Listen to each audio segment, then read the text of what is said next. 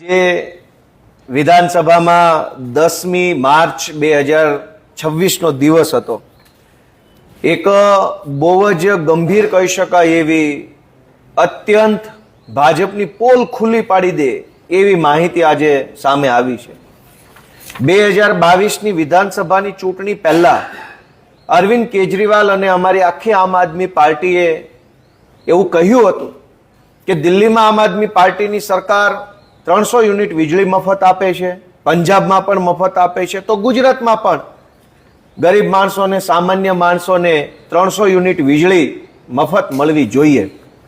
અને એ વખતે ભાજપના તમામ નેતાઓએ અરવિંદ કેજરીવાલની અને ગુજરાતના સામાન્ય માણસોની મજાક ઉડાવેલી, ખૂબ મજાક ઉડાવી, મજાક કરી, હસી મજાક ઉડાવી કે ભાઈ ના, ગુજરાતમાં તો કંઈ જરૂર નથી, ગુજરાતમાં તો મોદી સાહેબ છે એટલે બધા લોકોને ગમે તેટલી મોંઘી વીજળી હશે તોય પોસાય છે, આવી બધી મજાક કરતા હતા।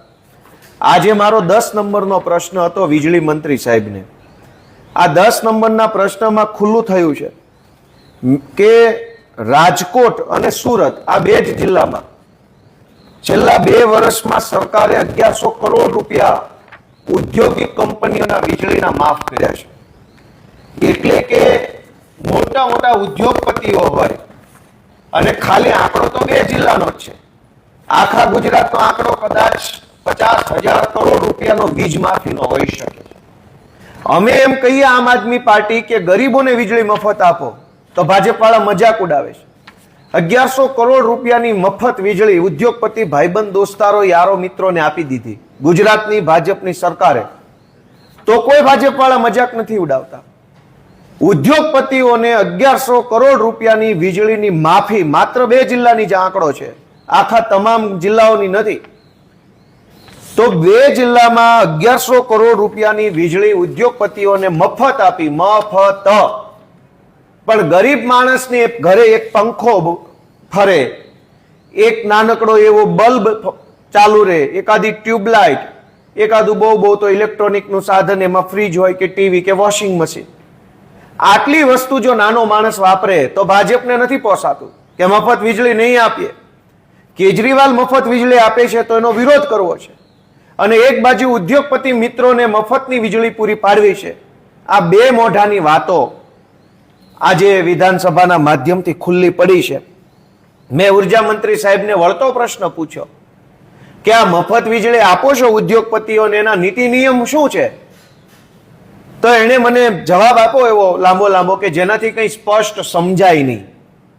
મેં એમને એવું પણ પૂછ્યું કે કેટલી કંપનીઓએ આ મફત વીજળી લેવા માટે અરજી કરી, તે પૈકી કેટલી કંપનીઓની અરજી મંજૂર થઈ અને કેટલી ના મંજૂર થઈ, તો એનો પણ મને કોઈ ચોક્કસ આંકડાકીય માહિતી મળી નથી।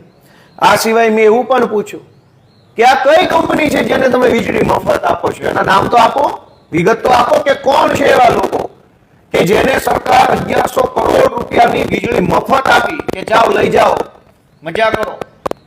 અને એક બાજુ ગરીબોને હમણાં જ આખા ગુજરાતમાં વીજળી કંપનીઓએ સ્પેશિયલ ડ્રાઈવના નામે એકદમ હદ વટાવી દીધી, અનેક ગરીબોના ઘરના કનેક્શનો કાપી નાખ્યા, અનેક લોકોના ઘરે પોલીસ મોકલી, તોડફોડો કરી, દાદાગીરી કરી અને પૈસા વસૂલવાનું કામ હમણાં જ વીજળી કંપનીઓએ કર્યું।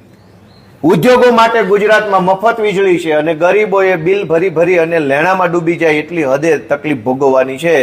આજે અરવિંદ કેજરીવાલ જે કહેતા હતા એ સાબિત થયું કે ગુજરાતની ભાજપની સરકાર ઉદ્યોગપતિઓ માટેની 5-25 મળતિયા માટેની સરકાર છે, સામાન્ય માણસને ભાજપની સરકાર કશું જ આપી શકે એમ નથી।